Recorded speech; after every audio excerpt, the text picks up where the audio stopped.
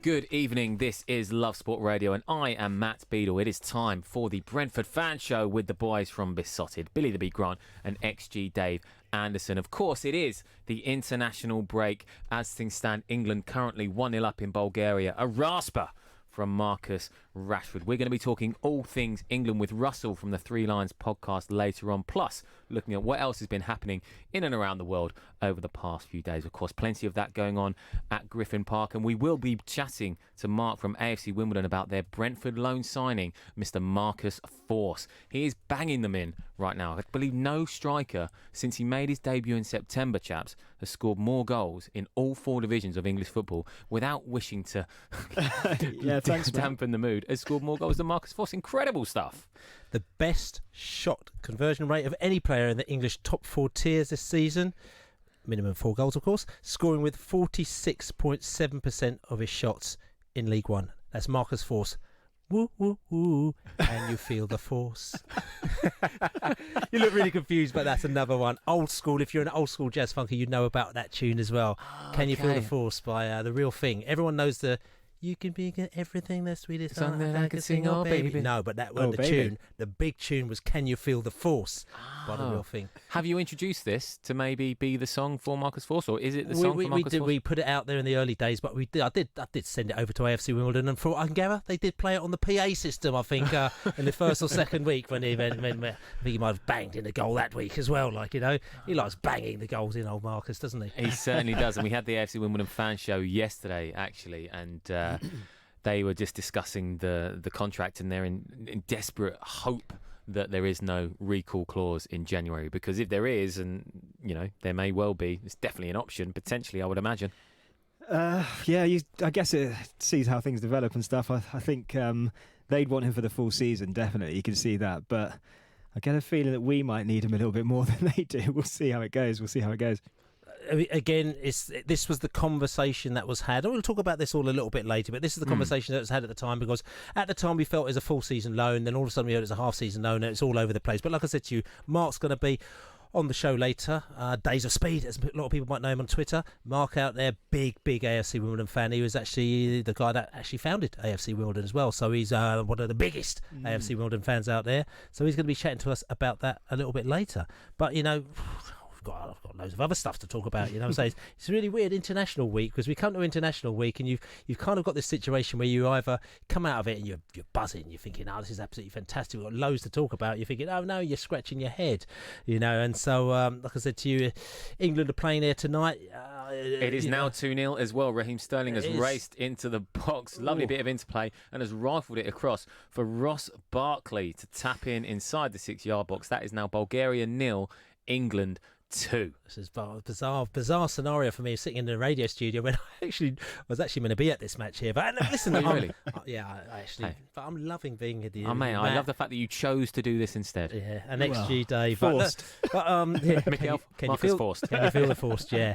But anyway, you can see we've got nothing to talk about here. We're just rambling away, aren't we? Well, it is International Week, of course, and there has been representatives, shall we say, from Brentford in and around the world of European and world football, of course. XG Dave. Yeah, there has. This is us now. I think we need to get used to having a few players off on international duty. Not been used to that before, but it's part of our fabric now. We're getting actually quite used to it. So we had our awesome right back Henrik Dalsgaard. He played for Denmark in their 1-0 win over Switzerland. Really solid in Euro qualifiers. Part of the back four that kept a clean sheet, so that's awesome. They look like they're shoo-in now for the Euros. There's nothing that can really stop them. Saïd Benrahma, our tricky Algerian winger. We need him to get back into some form. He's had a sort of mixed start to the season. He's been up and down and nowhere near sort of what he was producing last year. But he's coming back to some form, and I think a little bit of sort of international football is a good chance for him to play extra games and get some more minutes in. But Algeria drew 1-1 with Dominican Republic of Congo. Benrahma got 60 minutes in that match. There's some brilliant videos online of some of his tricks and some of the stuff he does. He's just mesmeric when you see him sort of in and around the box. He's really cool. And contributed to a 1-1 draw. We also had Cameron Makocho out. That was out against Mali, Billy, wasn't it? It was Mali, yes. 2-2 draw with Mali. I'm not sure exactly how much Cameron played in that or how much he featured in that, but South Africa out and about, 2-2 draw with Mali. That's a strong game. And we also had young Zambrek, so he plays for the Czech under-19s. It can't be long till he's progressing to the 21s, and I don't think it'll be long till he's in the first team. He's really sort of way too good for the under-19s, but that's the level he's at the moment. Mixed week for him, so they lost 2-0 to the Swiss, which is, Swiss are a strong side, so there's no disrespect or no issue with that. But then they beat Azerbaijan 4-0 a few days later, so mixed week for him, but yeah, he's picking up minutes internationally all the time. And it looks like a really bright future for Zambrek, and who knows, he could break into he could be in our first team for not too much longer. So yeah, there's a few international bits going on. A definite sign of the times that we have so many players out on international duty, a bit closer to home as well, chaps. A behind the closed doors clash going on this week. There was. Yeah, Billy, do you want to go? Again, it's one of these ones where you have to get your Inspector Clouseau hat out, like, you know what I'm saying, and the old glasses, the little glass that you go over the eye. You sort of go, who are we playing? Because like no one's saying anything about who we were playing, because apparently they had to keep it completely and utterly under the lid. So they went out there, they played a behind closed doors game, but they wouldn't say, necessarily who the team was, who was in the opposing team, and who the opposing team was. So you're sitting down there trying to guess whoever it was. All we know is that it popped up saying, bing, Karelis has scored a goal in the behind the scenes game against someone. Wow. But they wouldn't say who it was. So they're giving information that we want to hear, but not giving us the rest of it. So it's like, we're not going to tell you anything, but we are going to tell you that Karelis, the striker that everybody wants to start scoring goals, has scored a goal. That's right. Funny that, isn't it? Right. Yep. However, because we are proper secret squirrels, we believe that we know exactly who they played. And it's probably out there on Twitter, and it's on internet and everything like that. But it looks like it's Crystal Palace. Right. So the Bees played Crystal Palace, and from what I can gather, Crystal Palace had quite a fair few I say first teamers playing. I mean, obviously they've got quite a few players playing internationals, but the ones that weren't playing internationals, you can probably work out who they were actually playing in that game as well. So I think it was a good run out for the Bees. Probably wouldn't have been a bad game to actually go and watch, to be fair. Would have been quite exciting, actually. Yeah, could have made some money for the tickets as well. Yeah, quite sneak over the fence, actually. That would be quite a good one. I haven't snuck over the fence for quite a while for a football match, but it might be quite good practice for the old, just harking back to the good old days, Someone else who featured, Billy, was it Josh Clark as well? He scored, didn't he? Josh Clark got the second goal. That's interesting. See, Josh Clark is an interesting one. I just thought I'd drop him in there. Yes. Because we might come onto it a bit later, but we've our dynamic winger, right back, right wing back, basically any position on the right-hand side, Sergi Canos has picked up an injury. So Josh Clark may actually force his way back into the reckoning, and he might actually become quite an important body. Someone who was, pretty much said he could leave in the summer, wasn't he? I don't think there was much love for him, but it's actually turning out that he might be quite significant in the next few months with Sergi's injury. Interesting. Josh Clark, he's one of these players who, like I said to you, I'm pretty sure he made his debut against Derby. We lost 5-0. Uwe Rosler decided to play a proper B team. You know when they say, "Oh, you shouldn't play a B team." We played a B team. We just went whoop, just got rid of the first teamers, put a load of second teamers in there as well. And Josh Clark made his debut in that game. He got absolutely spanked. He got a lot of love from people because he was really fast, even though he probably wasn't doing the right things at the time. But he was really trying hard, and people like that. And since then, he's kind of come into the side, almost been there, was just about to leave. Then they give him a last-minute reprieve. Then he gets a new contract, and then they give him, and then he all of a sudden he has another little spell. Then you're not quite sure. So Josh Clark is always there or thereabouts. And for me, you always think Josh Clark is going to go. I mean, last season as well, he got loaned off to Burton because he wasn't quite seen as maybe being quite the standard that Brentford wanted. He went to Burton, didn't have a great time there, came back. We thought, tell you something, Josh Clark's going to go. But to me, I think that Josh Clark is going to probably be a little bit like Dallas is with Leeds, where Leeds got Dallas, and the Leeds fans are like, oh, he's all right, Dallas. I'm not quite sure how he fits in, or we might leave. We take him and leave him, but he just carries on doing what he's doing very professionally, and eventually, bang, he comes and he's like their dynamic wing back now, and everyone loves him because he's found his little niche and he's just been there. And maybe Josh Clark is this player who eventually just finds his little niche, and then he'll be there till he's 38. Yeah, funny you should drop Dallas in, Billy, because I think defensively over the years that's what we've seen really improve with Josh Clark. He was a tricky forward player, tricky winger, a couple of great goals against QPR. He's a really impressive player in the forward areas, but playing right back, he just got better and better defensively, and it looks like that's what we're trying to do with I mean, he's injured now, but just improve the defensive side of these players' games. They can attack, they can take players on, and they've got pace to burn. You get them defending well, and you've just got a real asset on that right-hand side. So exciting stuff. And Josh, the doors are open for him now. It's really on him now to force himself into this side. Yeah, absolutely. Closer to the EFL and elsewhere in the Football League, I know we like to keep tabs on what's going on. Yes. Something of a managerial merry-go-round just maybe starting to stir. There's been news today of Reading appointing Mark Bowen in a weird sort of situation there. Millwall, of course, parted company with Neil Harris. Apparently they're now speaking to Gareth Ainsworth, who's been linked with the Sunderland job as well. It's all going off. It is all going off, and Reading's a really strange one because also Reading, they've gone through quite a few managers. They haven't been doing particularly well. They've got in, Gomez, their latest manager, which the Reading fans were really happy with. The results probably hadn't gone particularly as they would have liked it to, but as we know as Brentford fans, sometimes you've got to kind of just you stick with it. The manager comes in and they take a bit of time to bring the players they want in, try to teach them the way they want to play. And even though it wasn't apparently like all the, I talked to, like I said to I talked to a lot of the fans all the time from all the clubs, and the Reading fans at the time were saying to me, "Oh my God, finally we've got a manager in who has brought the vibe, brought the spirit back into Reading, which we've lost for years and years and years.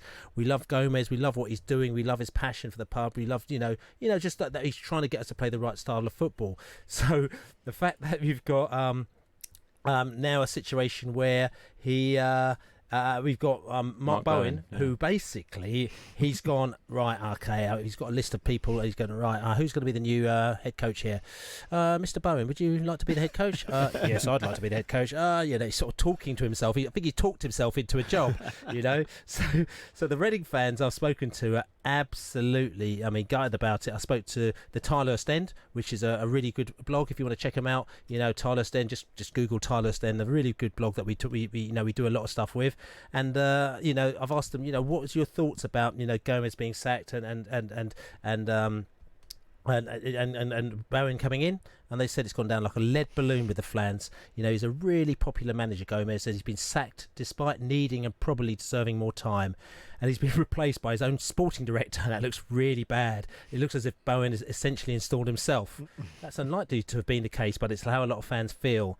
Him having management experience too has let us, his management experience has left us very downbeat about the whole situation. And then I flipped it, about how Brentford have, I'm not saying being evangelical, saying, oh God, we've given our managers time, we go through terrible runs, but we stick with them. Because sometimes you have to make a decision. Sometimes, you might feel after a while it's time for you to make the right move. So we're not saying, we're doing the right thing, you're not doing the wrong thing. Because some clubs, they do the right move and all of a sudden it clicks for them, but they're saying to them, yes, to be fair, we need to be patient, their fans get that, but the owners don't. So, we've got a situation where it just, for them, I actually feel sorry for them. I like the Reading fans. I don't particularly like going to Reading itself as an away day, and it's not their fault. It's just where the stadium in it, and it's not the most social of away days. But they're football fans who support their team. They love their team, and I just do think it's a bit rubbish, really. Indeed, it is. Well, as things stand, England are winning 2-0 in Sofia. Bulgaria 0, England 2. We'll be bringing you more updates on that game as it goes. And after this, we're going to be speaking with Russell from the Three Lions podcast. Giving your team a voice. Love Sport Radio. Digital radio offers great sound quality and more stations than ever before. And we want to make sure that you get Love Sport on your digital radio. Just press the auto tune or auto scan button and Love Sport will appear on your menu. Love Sport on digital radio. You alright, mate? Yeah, I'm fine. Yeah? Really? It's just, there's a massive grizzly bear sitting on you. You sure you're okay? Well, now that you mention it. Sometimes we say we're fine when we're not. But with 1 in 4 experiencing a mental health problem, if your mate says he's fine, he might not be. Be in your mate's corner and ask twice. Time to change. Cancer. It can affect anyone. And when it does, Macmillan are right there to support them. From the moment of diagnosis, we offer physical, financial, and emotional support. And it's your donations that make it possible. So we can be on the phone, in hospitals, running support centres, and ready to help people deal with the fallout. We are funded by you, the public. So please give what you can at macmillan.org.uk. Macmillan Cancer Support. right there with you. Hi, I'm Dean. I work for a successful shipping company in Suffolk. Ever since I heard about people's success with the spokesmansaid.com, I knew I had to investigate for myself.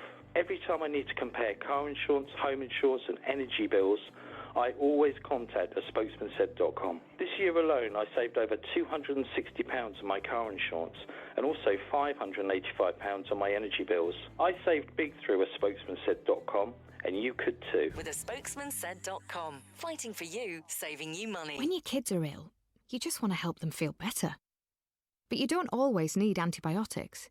Get advice from your local pharmacy or search NHS Choices. Driving too close to the car in front gives you less time to react. You may not realise that you're tailgating. Leave a 2-second gap between you and the vehicle in front. When it's wet, leave a 4-second gap. By staying back, you give yourself time to react. Stay safe. Stay back. Highways England, connecting the country. This is Love Sport. This is the Brentford Fan Show on Love Sport with Billy the Bee Grant, me Matt Beadle and XG Dave. England are currently 3-0 up in Bulgaria now. Ross Barkley has added to his goal already. So Marcus Rashford and a Ross Barkley brace see England 3-0 up in Bulgaria. But we do believe there has been something that looks like potential racism towards what it is believed Raheem Sterling. There was a brief stop in the play, and we think it was Raheem Sterling who was subject of a few calls to one section of the crowd. Of course, a sparsely populated crowd in Sofia today because of reasons to do with racism before that. The feeling coming out of the camp is that this is step one of UEFA's protocol that they have enforced with regards to racism. Of course, there are 3 steps. The first being the referee is going to speak to the stadium announcer and demand the halting of racist behaviour. We think that's what might have happened on this occasion. If it then continues, the ref is at his will to take the players off into the change rooms for a period of time, and the stadium announcer will then make another announcement there to the fans. If it continues, at that point, the match will be abandoned. We do know, chaps, that Tammy Abraham has spoken out about this in the lead up to this game, saying that he's spoken with the players and has the backing of Harry Kane, that if it does get really bad, he will almost lead a call amongst the squad to just walk off themselves, regardless of the step 3, the 3 steps that they're planning to take. I mean, again, this is a really interesting situation, and for me, like I said to you, I was meant to be in Bulgaria today. I did plan to go to Bulgaria, but I decided to go to Kosovo next month instead. If people don't know, if they're listening to this, Brentford fans might know me, but other people that are listening don't know. I'm a black football fan. I'm an England fan. I've been to 14 tournaments, so I've been all over the world. I've been everywhere. I've seen everything when it comes to football. Interestingly, I have been to Bulgaria to see England play when I went there last time. Didn't actually get any racism personally myself, but the Bulgarians were a little bit moody, and they were trying to be wannabe football hooligans, dressing in England or English football tops. They were dressing in sort of like Chelsea and West Ham and all these tops, and basically they were telling us these people are... That's what they do, because they try to mimic England. They think, everyone's going, what's that all about? This is really strange. But that's what it's all about. It's we know that the problems that there are in certain parts of what was deemed as old school Eastern Europe, certain places where it is there. And the fact is that the authorities in those countries don't seem to acknowledge that there is an issue. Interestingly, the head of the Bulgarian FA, what he did immediately, he threw it back on England to say, you've got a problem in your own country. How dare you come over here and talk about the problems we got here? Sort of, that's kind of what he said. Listen, I do understand, yes, we've got issues in this country. A lot of it stems from online, where people are too scared to say anything to people's faces. What they do it online. You know what I'm saying? And that's so typical. You know what I'm saying? They wouldn't dare say certain things to certain people's faces because they know that they'll have a completely different reaction if they did do. In Eastern Europe, it's just really different because they do things because they know they can get away with it, and their policing is different, and their CCTV is different, and their relationships between the police and the fans is completely different to what it is in the UK. We turn around, and a lot of England fans go around to say, they put their hands up and say, tell you something, our police are all right. Our police are all right because what they do is that they take time out to have a relationship with the fans.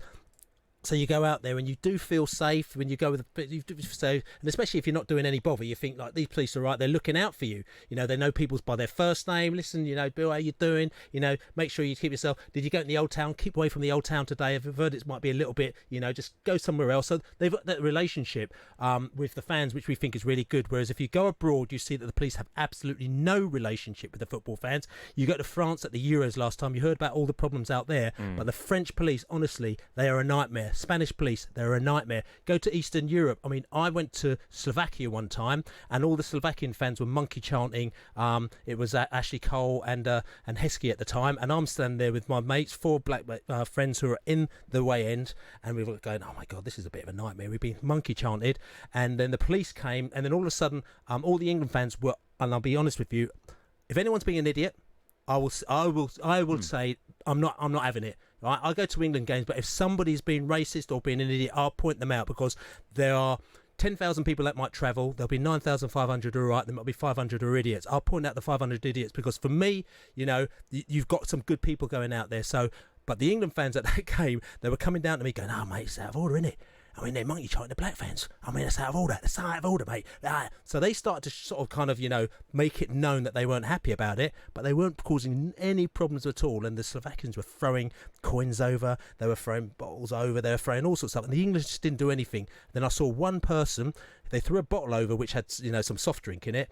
The guy threw the bottle back over the fence, just threw it back over the fence, and then the police came wading into everyone, starting cracking their heads, and it was like proper old school sort of Soviet style police. And I was with my mates, and one of them had never been to a game before. He's like, "It's always like this, Bill." I'm like, "It's not quite always like this, but this is like kind of like deepest old school Eastern Europe." So anyway, we kind of kept our heads down. We managed to get out, and we literally got a taxi from Slovakia back to Hungary. Right, it was about 4 hours. Right, and we said, "Listen, we're going to get out of here." The point that I'm just trying to say is that unfortunately, some countries like this, like Croatia, who got away with what they're doing, they get away with what they're doing the whole time, and it's really quite frustrating, because in general, we're good over in this country. You don't hear that. So you go to Wembley, you ain't going to hear none of that nonsense. You know what I'm saying? So what killed me is that the UEFA or FIFA, they come up with all these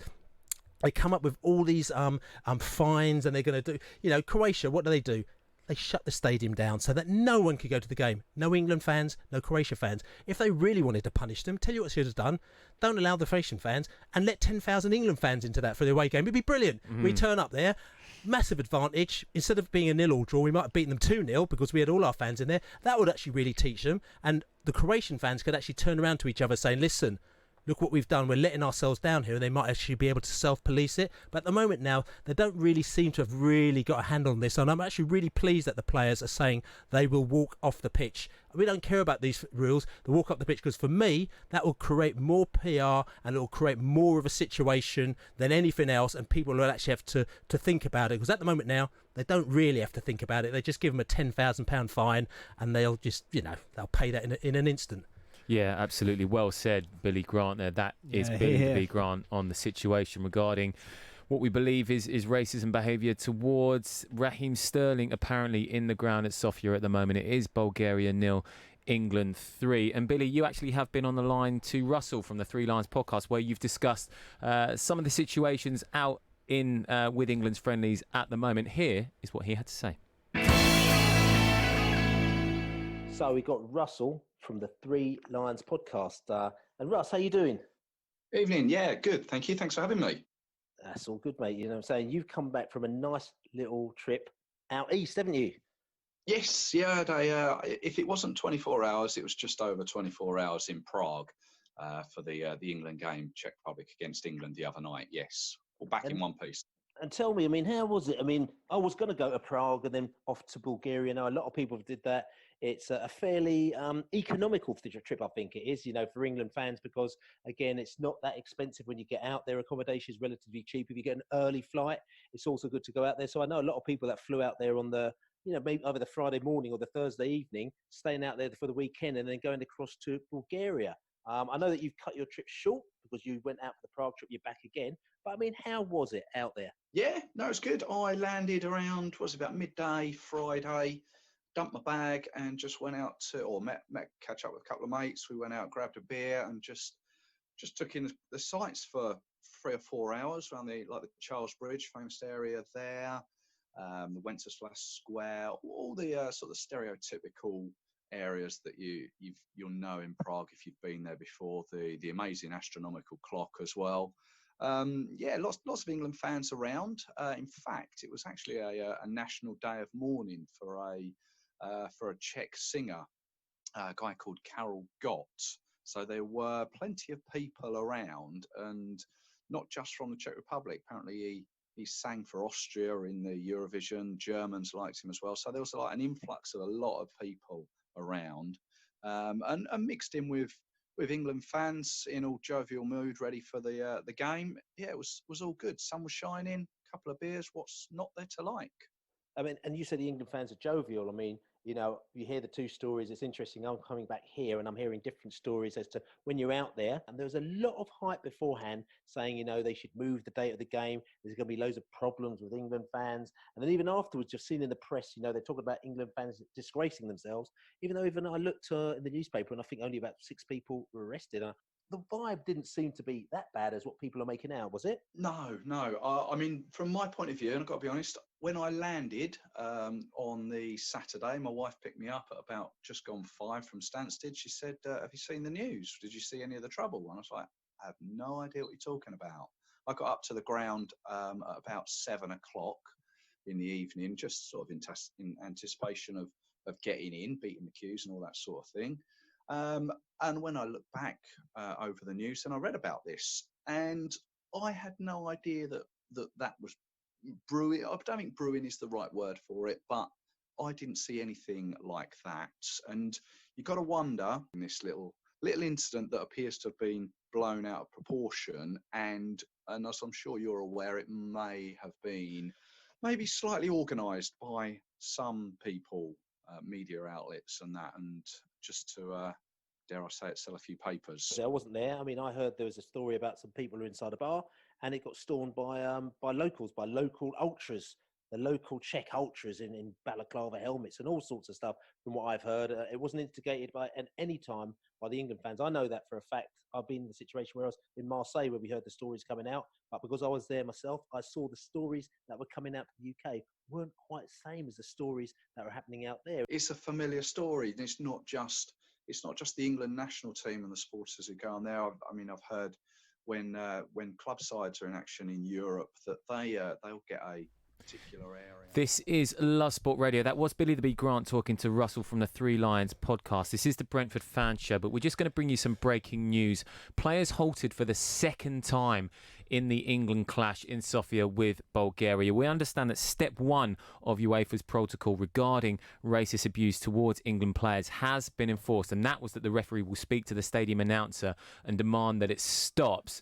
It now looks, well, we can see that the players have stopped play. They're speaking with Gareth Southgate. He's quite clearly trying to keep their minds on the game. Some of the players are speaking to the Bulgarian staff. It looks like the referee has been speaking to someone from within the ground in Sofia to speak to the stadium announcer. But we've just seen, the England fans are currently clapping and supporting the team, but we've just seen a bunch of Bulgarian fans, it appears, to have walked out of the ground. Now, these are Bulgarian fans, from what I can see on the screens in front of me, with black hoodies, with their hoods up, starting to exit the stadium. It looks like the game is going to continue, but as things stand, it has been halted. A bunch of Bulgarian fans walking out of the stadium. Whether they've been asked to leave or not, we don't know, but this is the second time that the play has been halted in this game. I mean, guys, this is just unbelievable stuff what we're seeing here. It is unbelievable. We just see Tango there as well, and you know, the old Tango shot.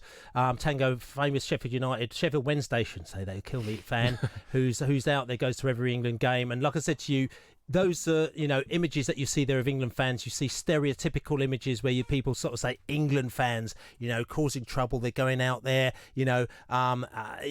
because the problem is that people trying to pick up on any little thing that we do. However, this you do not see this type of nonsense in our grounds, right? You don't see this wholesale racist abuse of play. It's like it's old school. You know what I'm saying? If that does happen, people will just be like, "That's tin pot. What were you talking about? It's not 1970." So what you've got is a situation where they've got this 2-3 step rule that they're trying to to put in place here to try and bring this under control. But what you've got a bigger issue.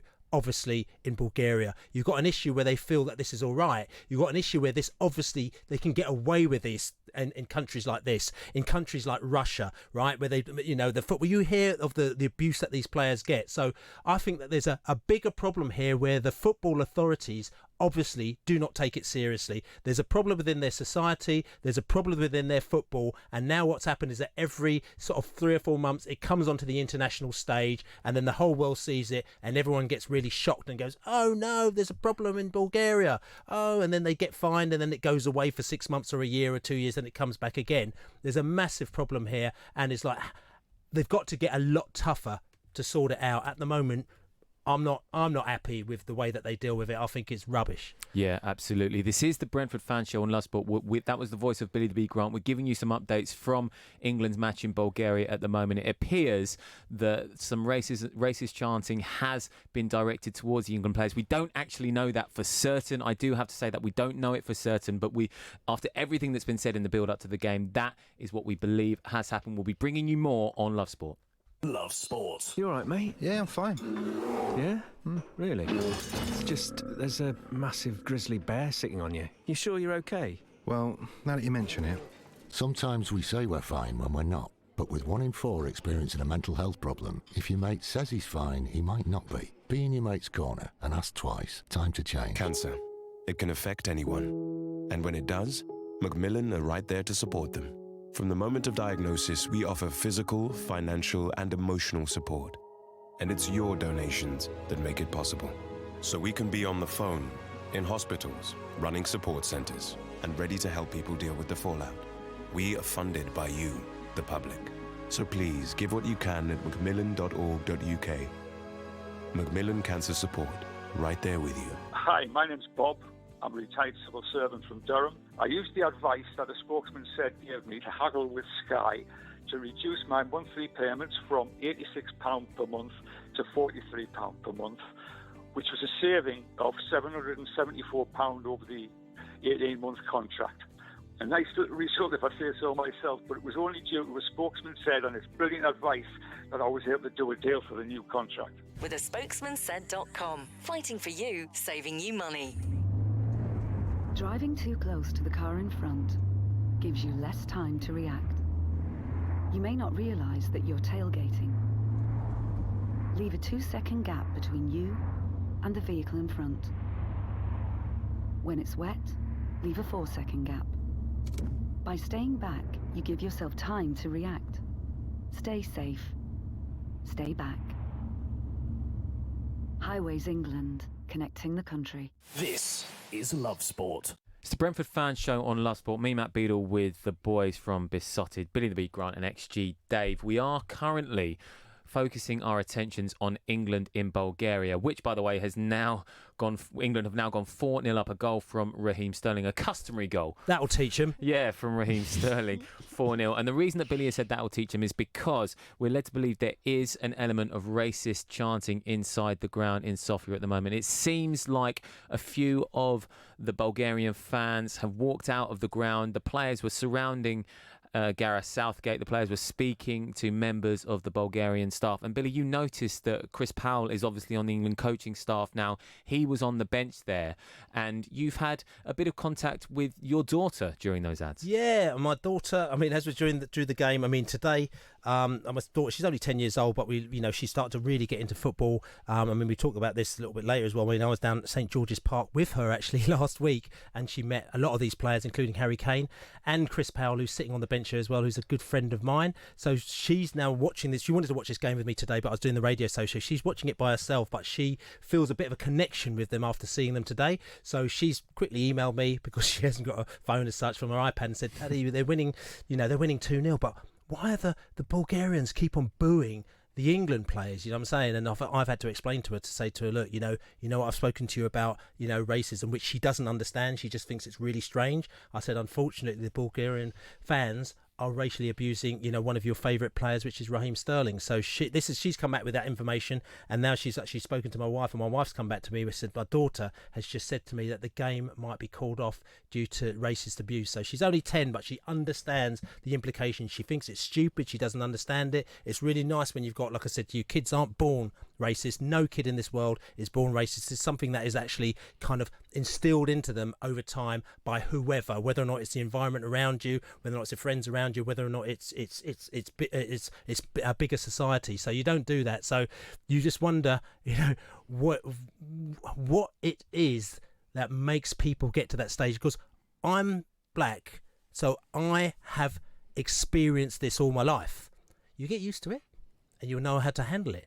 And to be quite honest with you, most of the time you kind of chill with it because you know how to kind of survive in this environment without kicking off the whole time. You know what I'm saying? If tables were turned and somebody who was white became black for 10 years or so, it'd be interesting to see what their reaction would be, and the things that maybe I, on my shoulder, I don't even think about, because you're used to it, how they would react to that. But the reason why I'm saying that is that there's certain things that probably there's more things that shouldn't happen, but there's a lot of things that we kind of allow to happen because that's what you do to try and maintain a bit of a status quo. You know what I'm saying? You can't be going around just kicking off the whole time and smashing the place up and getting really angry. So what you just do is that you do certain things. People say certain things, and to be quite honest with you, in the head you're thinking, that's a bit off. But sometimes you just don't say anything because you think, to be quite honest with you, you don't want to upset the apple cart as such because there are bigger fish to fry. Do you understand what I'm saying? So for this situation to happen over there now, it's completely and utterly wrong. And how do they get from where they are to even remotely kind of where most of the people that I know are? Because they just think that this is normal. A lot of those people think that this is normal, this is fine. They don't even understand. People talk about education. You have to educate them. But where do you start, educating people in a country that probably do not have that many black people or people of diverse culture in their country? So where do you start by doing this? Where in there? I mean, I can give you a story. I'm running off now. I'll give you a story. I had a story where I went to the European Championships in Ukraine and Poland. So I went to the European Championships in Ukraine and Poland, and but this one I went with my wife because my wife's Irish. So I went with my wife. I said, "I tell you what, I'm going to England to Ukraine, but beforehand, let's go to Poznan with Ireland." So we flew over to Poznan. We had a right laugh in Poznan. We sat down there. All my Polish mates, because I've got chums all over the world. So my Poznan mates, we sat down there in the bar outside in the square, having a right good drink, having a right good laugh, watching Poland play. Next minute, just outside where we were, it all starts to kick off. So I turned around and there's all these skinheads, they're really badly dressed skinheads as well. Like, their jeans are half the way up, the big braces, like big fat collars and stuff. Really, really badly dressed skinheads. But they were kicking it off with the police, everything like this there. So of course we started shouting, going, "You're out of order, you Nazis, blah, this and the other." And this guy turned around to me and goes, "That is out of order. You can't call them Nazis. Do you know about Polish history?" I said, "Oh, really sorry, mate. I didn't." He goes, and then he sat down there and he really paused and he said to me, "By the way, you're not going to be very happy with me." I said, "Why's that?" He goes, "I don't like black people." And he said that to me at this bar, and I said, "Wow, all right." And I said, "Really?" He goes, "Yeah." I said, "Why don't you like black people?" I said, "Hold on a second, hold on a minute.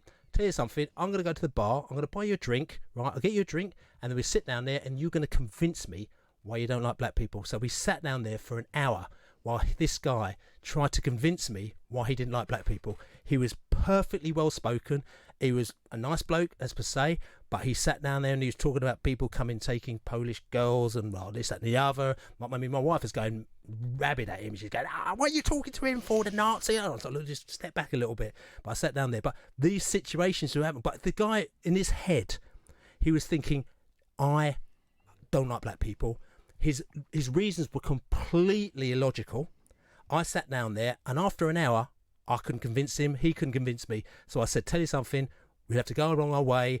If I stay here for much longer, my wife's going to actually throttle you. So I'm going to leave you. I'm going to leave you be." And we went about our business. But he was a nice sort of kind of neo-Nazi type person. and in the square were quite horrible, skinheady type, horrible, nasty people. So how the hell, if you can't even convince him, how are you going to teach those characters and all the rest of them? I think the fact that you're using the word convince, that you're having to convince someone, is already kind of part of a losing battle. This is the Brentford Fan Show on Love Sport. There is plenty more of that from Billy the Bee Grant coming up. Love Sport. Cancer. It can affect anyone. And when it does, Macmillan are right there to support them. From the moment of diagnosis, we offer physical, financial, and emotional support. And it's your donations that make it possible. So we can be on the phone, in hospitals, running support centres, and ready to help people deal with the fallout. We are funded by you, the public. So please give what you can at macmillan.org.uk. Macmillan Cancer Support, right there with you. This is Love Sport. This is the Brentford Fan Show on Love Sport. Me, Matt Beadle, with the boys from BeeSotted. We're currently focusing our attentions on the England game in Bulgaria because we're just seeing some footage now. It's half-time and the cameras have picked up what appears to be, I'm going to describe them as ultras in the ground. Most of them white men with black hoodies departing the ground. So they now appear to have left. We believe it was around 20 to 30 fans. But prior to that, we just saw some footage of them holding out their arms. No, they're Zikaling. Yeah, no, they're doing a Nazi salute. There's no two ways about it. Proper Nazi salute. Look, been there before, seen it before. Let's not sugarcoat this one. There's no allegedly involved in that. Nazi salute. Bulgarian ultras, they don't care. England are playing. They're going to show their worth. They're going to go outside there. I've been inside. If it's the same ground that I've been to, it looks like it is. There's like there's a forest behind there. It's quite horrible actually. So you come out that ground and you've got to kind of walk through a forest to get back to sort of kind of civilization. So obviously when I went there, the match wasn't a night game. It was a day game. So when you came out, it was sort of dusky. So, sort of 6 or 7 o'clock at night, it's not too bad. But you're coming out of that ground at 10 o'clock at night. Those characters are going to be all over the place. You know what I'm saying? You know exactly what they're after. They were young though as well. That's the thing. They look like young kids. Yeah, but do you know what I mean? That's the crazy thing about this. It's the age. Well, it's not just the crazy thing about it, but the fact that they are so young. And when you talk about your daughter Billy not really knowing what racism is all about, she doesn't know that it exists, right? To an extent, these are lads who have grown up in an era. I'm 37 years old, and I'm fully aware of what it's all about. The fact that these guys, where it's such a hot topic now, Dave in particular, and this is what's happening. Staggering. Listening to Billy's story, I was here when his daughter sent through that email. It's just really disturbing. It shouldn't be the innocence of youth, but you're just a product of your environment. So what are you surrounded by in these sorts of countries? You're kind of fed things seep into your psyche, and you kind of just develop this. No one's born with it. It shouldn't be like this at all. It's really upsetting. I think the danger is also what you have to do, and you can see that I try to keep a level head on these things as well. The one thing I hate doing is that, say for example, as a black person, everybody tarring me with the same brush. So what they used to do back in the old day, all blackers are muggers, aren't they? Oh, they're all mugged. They all want to mug you now. Now they say, all blacks, they go knifing people. They're all knife. And it's like, what are you talking about? You're talking absolute nonsense, It's like, there's that tarring people with the same brush. So again, at the same time, you don't want to tar all Bulgarians by being like this. It's because what you're doing is that you're focused on a particular area, like 20 to 30 fans, they reckon. There could be more. There could be 50. There could be Spain when they played England. I think it was in 2008. Listen, and the England players all got monkey chanted by middle class Spaniards. You know what I'm saying? So it wasn't like ultras. It was a different set of people. It looks like the Bulgarian players are actually talking to the fans and telling them they need to sort it out. So Bulgaria's number 10 Popov there is speaking directly to the fans through the fences, quite clearly saying, look, you guys need to sort this out. It is understood that the second step was about to be enforced, which would have meant the players being temporarily taken off. Of course, then half-time. After that, half-time kind of came and almost saved the situation. Whether England players decided that they wanted to stay on, we don't know. But Billy, I just want to come back quickly to something you said earlier when you said that you have to soft pedal it almost in a sense, and sometimes you try and block it out, and you use the reference of if a white man was put into a black man's place for 10 years, you'd love to see what would happen. I'm a white man. If I was a footballer and that sort of thing was happening for me, I would find it really difficult, and this kind of proves your point, not to actually go and confront the fans, to actually say, all do right, a Cantona. Go and do it to my face. And I almost feel like when Raheem Sterling, and that happened last season at Chelsea, and look, it never came out whether it was 100% confirmed whether that fan was being racist, but I almost wanted Raheem Sterling to just stop, almost put his hands up and say, right, all the cameras stop, focus on me. I'm now going to talk to this man during this game and discuss just what he said. Well, what you're saying there, I don't think we're actually that far away from this now, because these players we're realising their importance, their power. So someone like Raheem Sterling has just completely flipped the whole thing, moved the power away from the press. It's up to him now, and he is going to be sort of a trailblazer for this. So what we're seeing now, this is pretty like sort of moving stuff. These players now realise that they're the ones that are the fore of this, and they can actually make a bit of a difference here. And I think that's what we need someone to actually. Well, we need some people and some groups to actually put a stand to this, because what's been going on before hasn't worked. It's now time to actually, the people with the power and the following, to maybe they're the ones that should do something about this. Yeah, it'd be quite interesting. I can, I'll get the SP from my mates again, the crew that I go with. Actually, don't think Val went, but Obi went as well. He's a Black England fan that I met in Japan in 2002, and we go to all the England games together. He went to Sofia, and he's gone to this game here today. So it'll be interesting to get his point of view, and I'll get his point of view later on as to exactly what the situation is. But what can you say?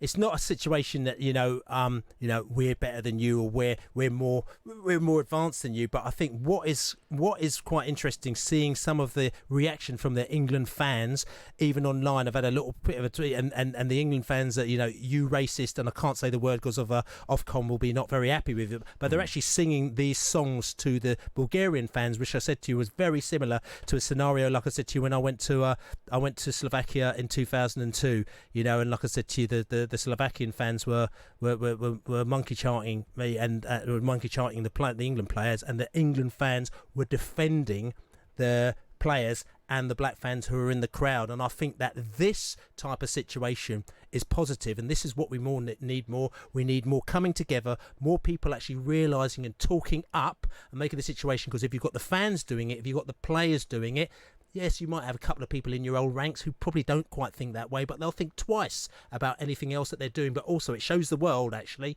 that we are bigger and better than a lot of these other places. And the fact is that what really pees me off, and I'm not allowed to say that, I'm not sure, P as in letter P, is that they're very quick to condemn England fans, all the England fans, right? We get 30,000 people travelling somewhere and they'll condemn us, right? And I say us because I travel everywhere going to see England. They'll condemn us straight away, no matter if it's 5 people or 15 people or 30 people or 100 people who might do it, but not the other 25,000. But there are some good people that travel England with some good values, and why don't they spend a bit more time showing these people that they actually have got good values and they are against things like this? Because I know England fans will condemn this type of behaviour and this type of activity, and I think that's really important for other people out there in the world to know that England fans feel strongly that this isn't right. Absolutely. That is Brentford fan Billy the Bee Grant, and this is Love Sport. Giving your team the coverage they deserve. Love Sport Radio.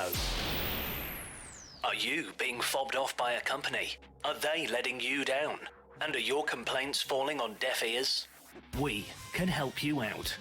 Come to aspokesmansaid.com and we will give you a voice and a platform to raise your complaints.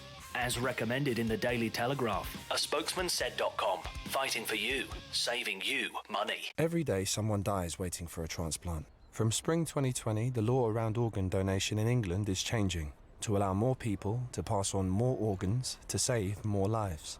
Unless you choose to opt out or in an excluded group, all adults will be considered as a possible organ donor when they die. Whatever your choice, make it clear to your family and closest friends to ensure your decision is honoured.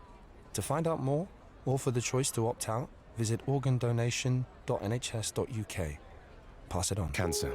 It can affect anyone. And when it does, Macmillan are right there to support them. From the moment of diagnosis, we offer physical, financial, and emotional support.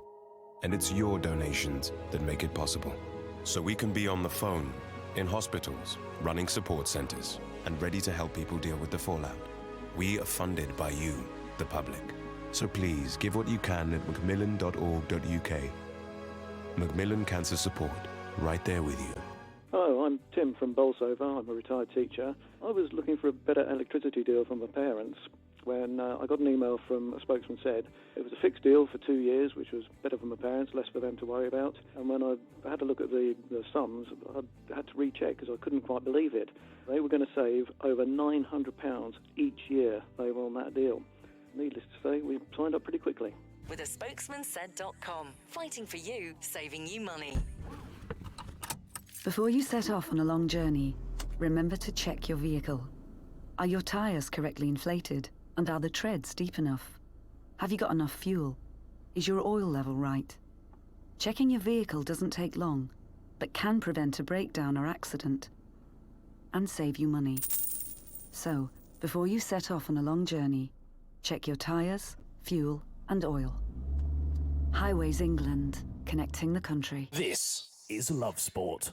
This is Love Sport. It's the Brentford Fan Show on Love Sport. Me, Matt Beadle, here with the boys from BeeSotted, Billy the Bee Grant and XG Dave. We were reporting on the England game in Bulgaria, where there has developed something of an eerie atmosphere, I suppose you could say, inside the Vasilevsky Stadium. There has been reports of racist abuse. The players were surrounding the managers of both sides. And Bulgaria captain, actually, Ivelin Popov, was almost right into the stands, speaking to the fans through the hoarding, suggesting what we would imagine to shut up, basically. A lot of those fans who were causing the problems do seem to have left the ground now, but a very bizarre situation we find ourselves in. England leading Bulgaria 4-0 in Sofia, but it's more concerning really now as to what on earth is going to happen after this game finishes. We are going to continue to give you updates on this, but we are going to quickly turn our attentions back to Brentford and a particular man called Marcus Force. Delighted to say we've got Mark Jones from Days of Speed on the line now. He is an AFC Wimbledon fan, and Mark, I would imagine you're quite happy with the man Force as things stand. Yeah, very happy with him. Yeah, it was a strange one really, because we were all desperate to sign a lone traditional number 9. As many of you will know, Wimbledon without a 9-foot-tall maniac up front isn't really sort of Wimbledon as we all know it. But he's come in and he's been, well, as you can see from his record, he's been absolutely electric. He is. And Jonesy, it's Billy here. How you doing, mate? Hello, mate. Yeah. I'm good, thanks, Bill. I'm good. I'm just interested as well because we've got this racism thing going on. And I remember the first time I actually met you, I did this Kick It Out forum at the Roof Garden, and Chris Powell, who's actually sitting on the bench for England, was actually on my panel there as well, which we talked about a lot of racism incidents with Chris Kamara as well. You remember that one? I don't, mate. No, I'm sure.